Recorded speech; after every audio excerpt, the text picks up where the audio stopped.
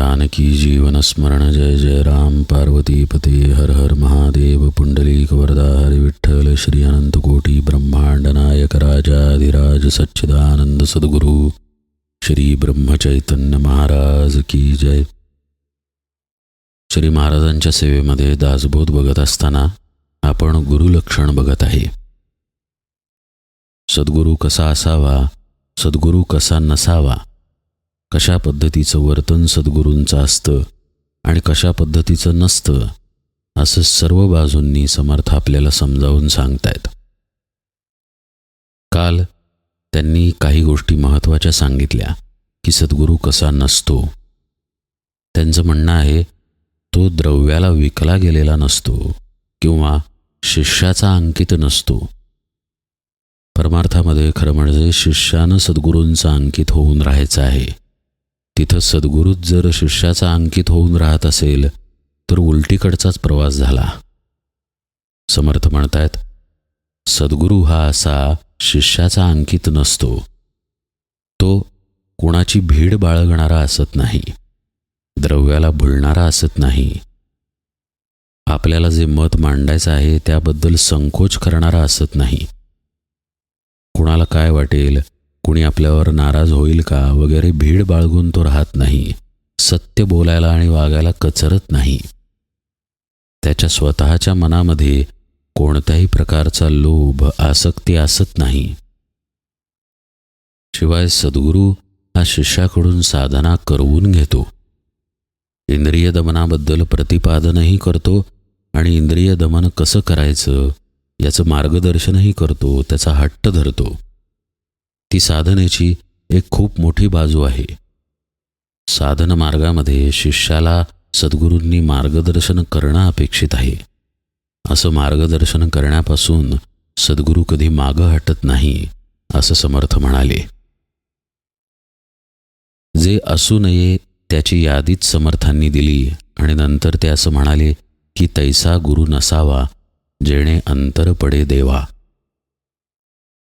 खरं म्हणजे भगवंताचं आणि आपलं मिलन व्हावं हा परमार्थ साधनेचा उद्देश.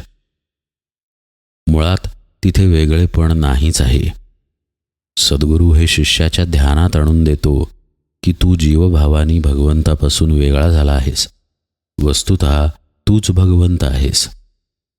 म्हणजे सद्गुरूला तिथे शिष्याला एकत्वाचा बोध द्यायचा आहे. मग तो स्वतः द्वैतात असून कसा चालेल?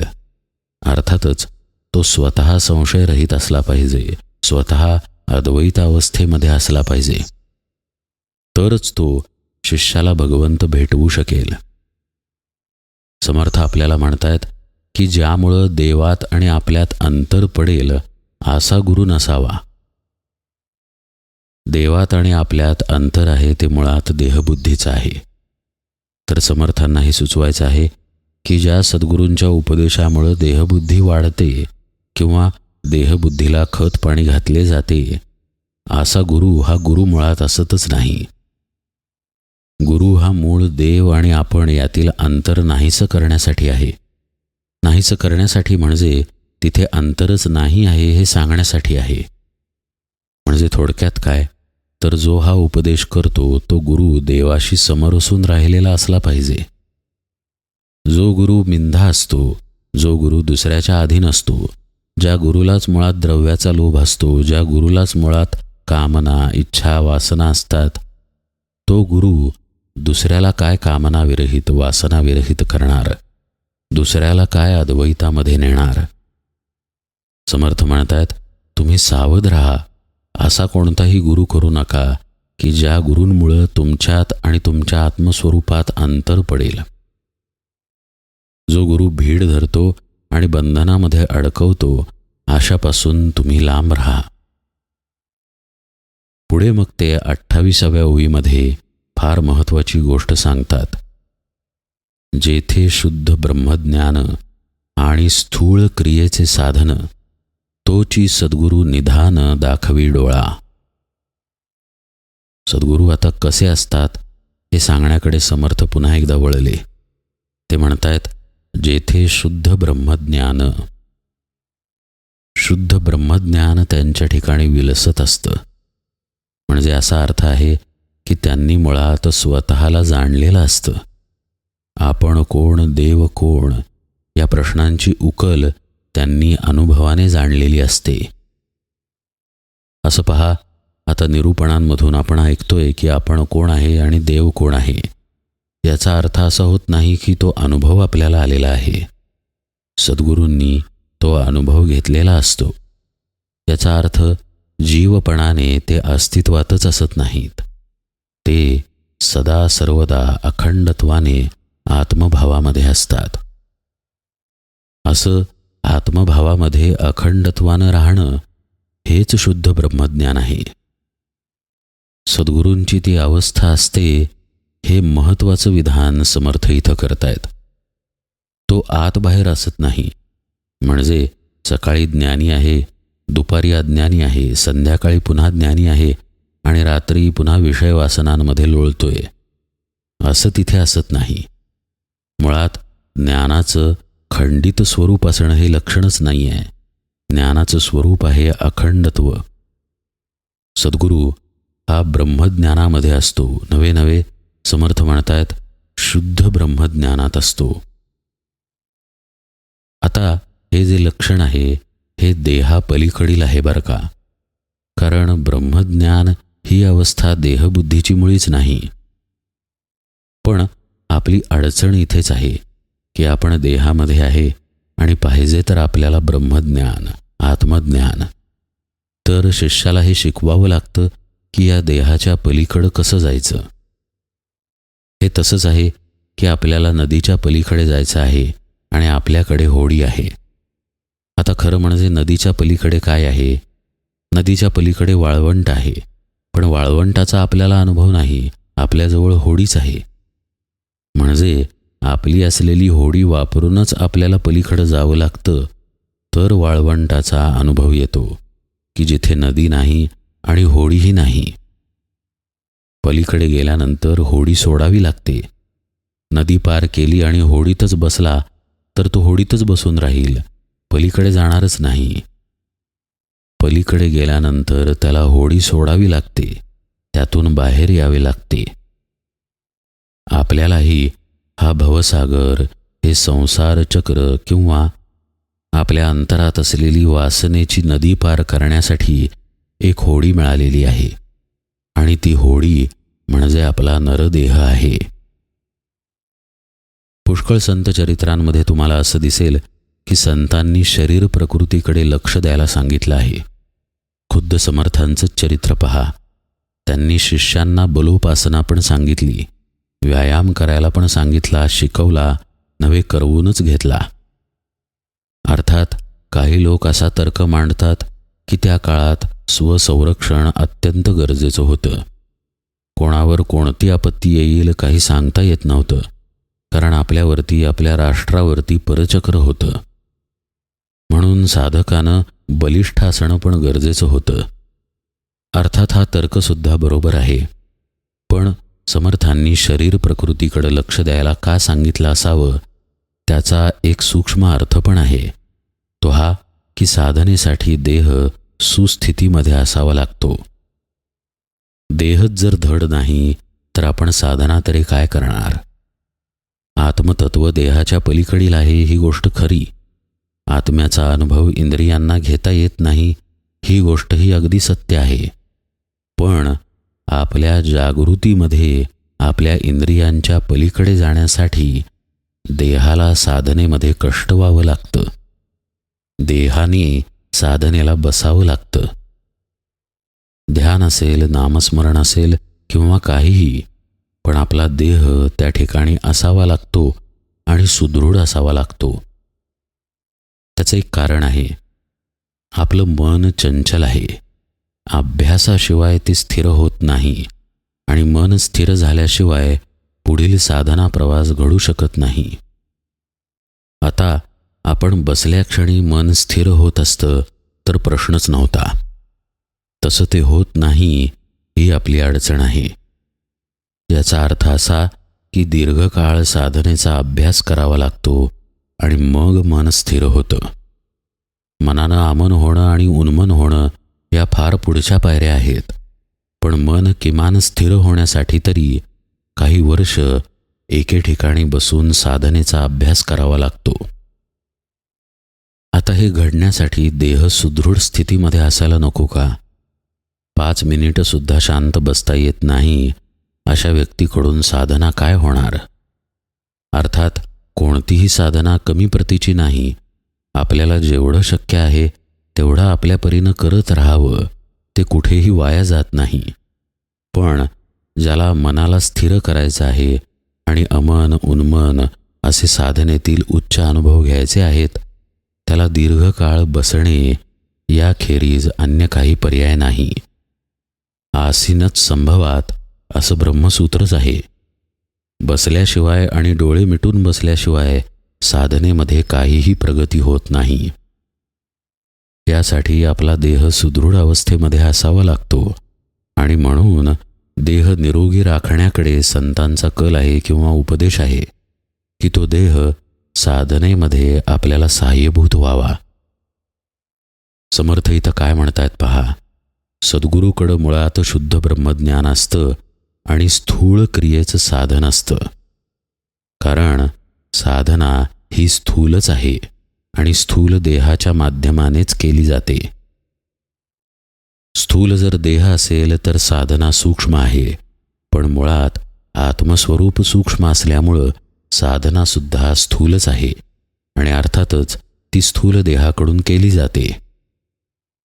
म्हणजे ब्रह्मज्ञान जे गाठायचं आहे ते गाठण्यासाठी जी स्थूल साधना करावी लागते आणि त्यासाठी जो स्थूल देह लागतो, या संबंधीचं संपूर्ण ज्ञान सद्गुरूंकडं असतं.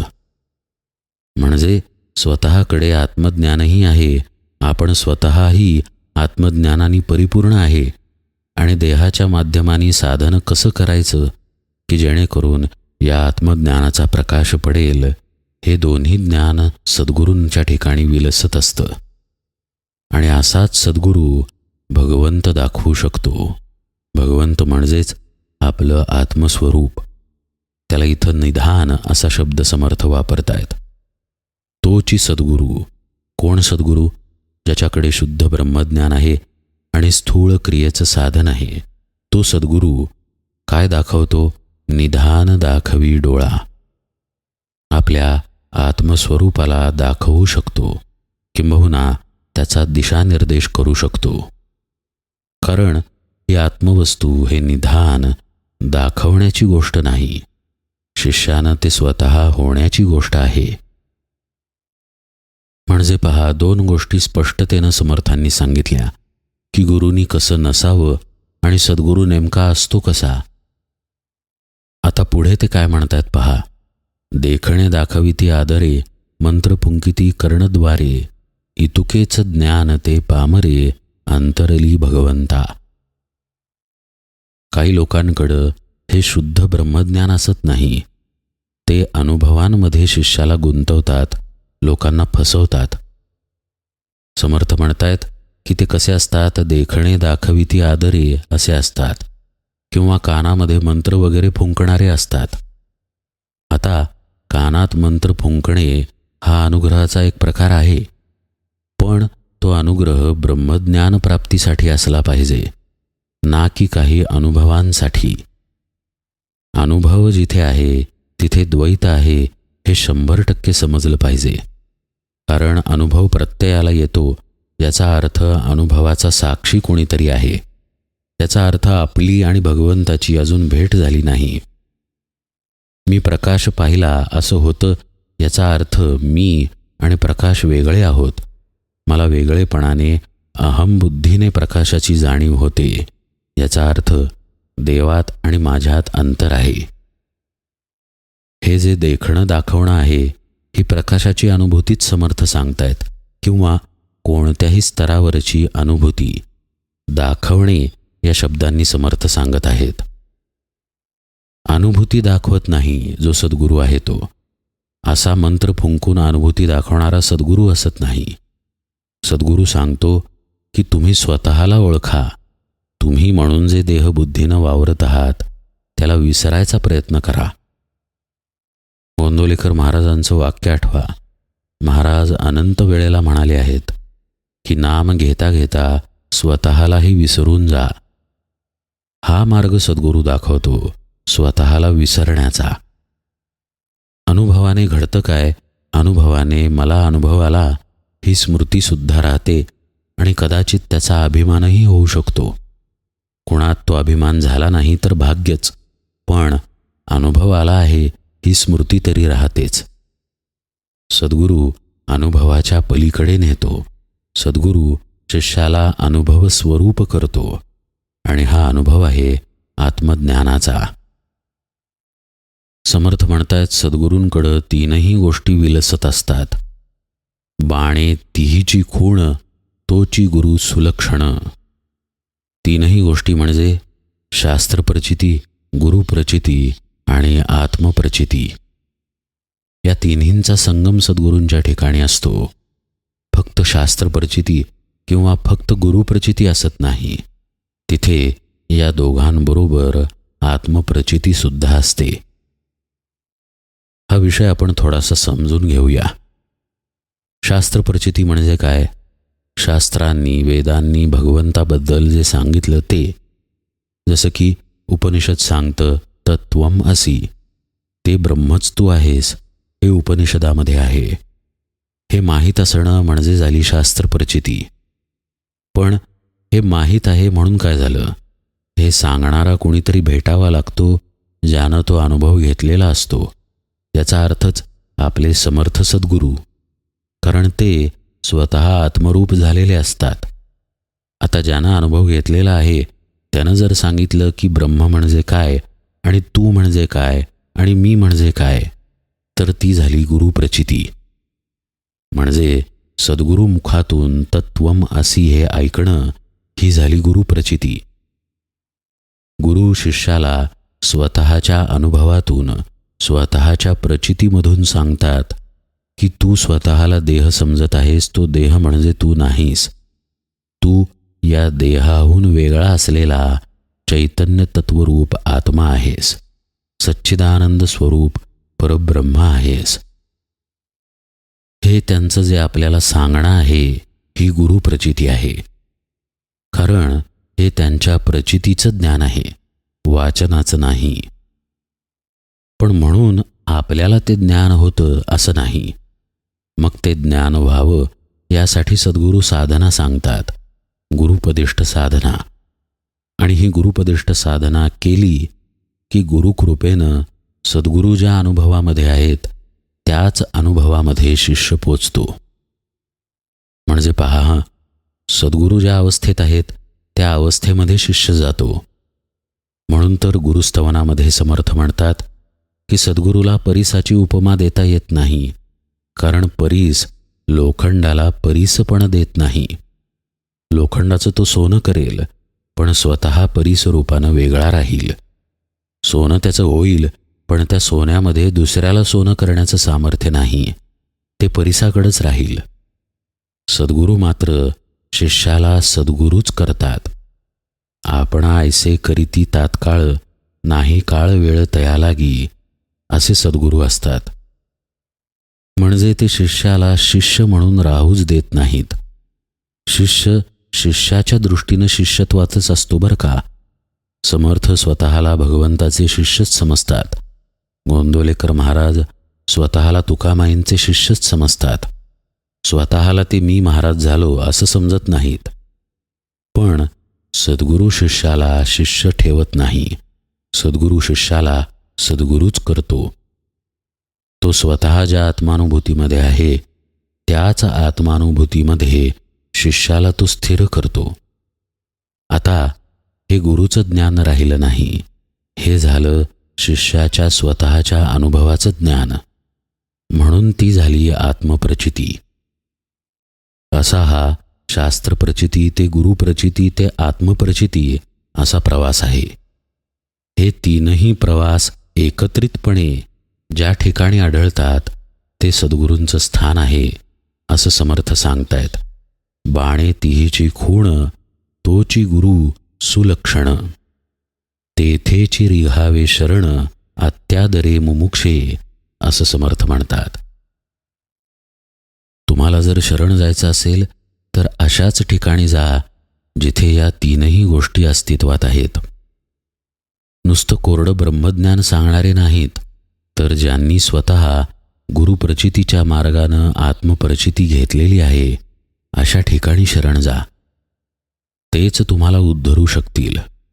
पण हे शरण मुमुक्षानं जावं आणि अत्यादरे जावं, या दोन अत्यंत महत्त्वाच्या गोष्टी समर्थांनी सांगितल्या.